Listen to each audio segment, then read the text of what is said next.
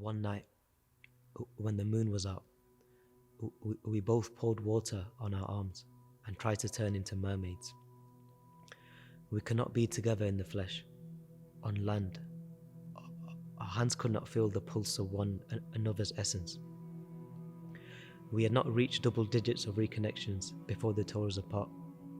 Every goodbye I had said to her was hard, but none was worse than the goodbye I couldn't say to her before they came for me. I hoped that my loudest screams would burst through the metal walls of the van and make ripples in the sky. I would scream at sunset during the week, especially Tuesdays and Saturdays, because those were the evenings we'd watch the sunset together. I screamed before I went to sleep, in my cell temple, so I could appear in her dream that night. One night, she saw the ripples, and that was when we learnt how to converse in dreams, when I would awaken to semi-conscious shocks and imagine the silvery warmth of her eyes interlocking with mine. This was when we taught ourselves how to use messenger pigeons, when we became part-time astronomers and polymaths who were majoring in love. They tore our flesh apart from one another to separate us, but that only allowed us to experience what lay under the flesh.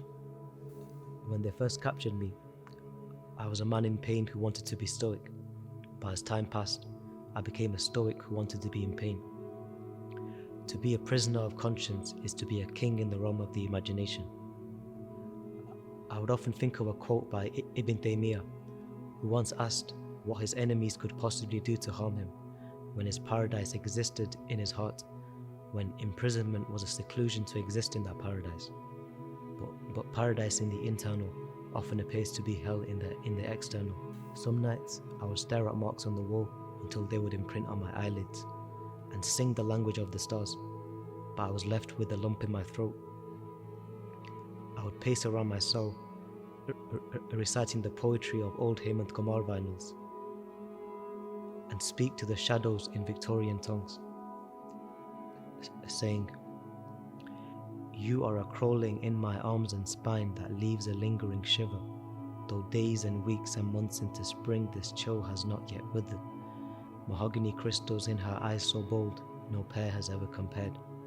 I think of her morning and night, O Lord, her rise and fall has become my prayer. My soul has found an old companion from an eternity spent bathing in the stars. Your presence is fuel for some internal cannon, because I felt you before I had a heart. Let me know if the bond you have expires, will rekindle this shiver as a quenchless fire."